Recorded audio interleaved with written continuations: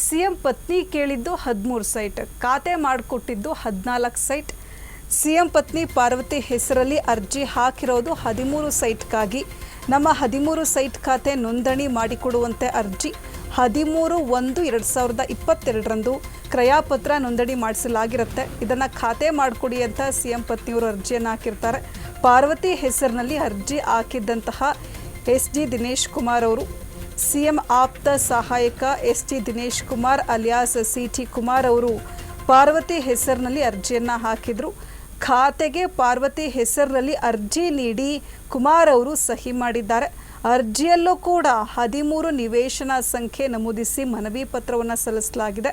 ವಿಜಯನಗರ 3ನೇ ಹಂತ CDE and G ಬ್ಲಾಕ್ನಲ್ಲಿ ನಿವೇಶನ ಸಂಖ್ಯೆ 25, 331, 332, 213, 214, 215, 5 ಮತ್ತು ವಿಜಯನಗರ 4ನೇ ಹಂತದ 2ನೇ ಫೇಸ್ ನಿವೇಶನ ಸಂಖ್ಯೆ 5108, 5085, 11189, 10855, 12065 ಮತ್ತು 12068 ಸಂಖ್ಯೆಯ ನಿವೇಶನ ಖಾತೆಗಾಗಿ ಅರ್ಜಿಯನ್ನು ಸಲ್ಲಿಕೆ ಮಾಡಲಾಗಿದೆ. ಸದ್ಯ ಅಧಿಕಾರಿಗಳ ನಡೆ ಸಾಕಷ್ಟು ಅನುಮಾನ ಮೂಡಿಸ್ತಾ ಇದೆ. ಮೋಡ ಬದಲಿ ನಿವೇಶನದಲ್ಲಿ ಹೆಜ್ಜೆ ಹೆಜ್ಜೆಗೂ ಕೂಡ ತಪ್ಪು ಎದ್ದು ಕಾಣ್ತಾ ಇರುವಂಥದ್ದು. ಸಿಎಂ ಪತ್ನಿ ಕೇಳಿದ್ದು 13 ಸೈಟ್, ಆದರೆ ಖಾತೆ ಮಾಡಿಕೊಟ್ಟಿದ್ದು 14 ಸೈಟನ್ನು.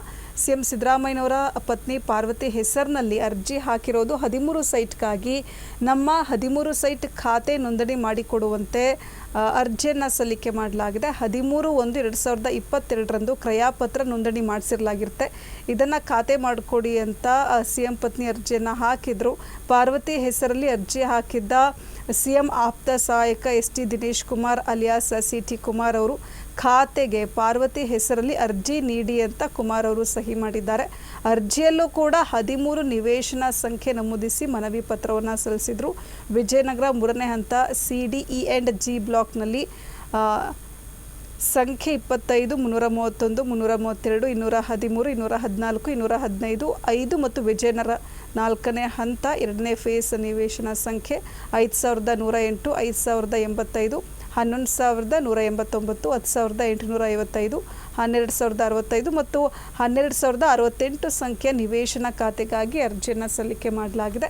ಸದ್ಯ ಅಧಿಕಾರಿಗಳ ನಡೆ ಸಾಕಷ್ಟು ಅನುಮಾನ ಮೂಡಿಸ್ತಾ ಇರುವಂಥದ್ದು. ಮೂಡ ಬದಲಿ ನಿವೇಶನದಲ್ಲಿ ಹೆಜ್ಜೆ ಹೆಜ್ಜೆಗೂ ಕೂಡ ತಪ್ಪು ಎದ್ದು ಕಾಣ್ತಾ ಇದೆ.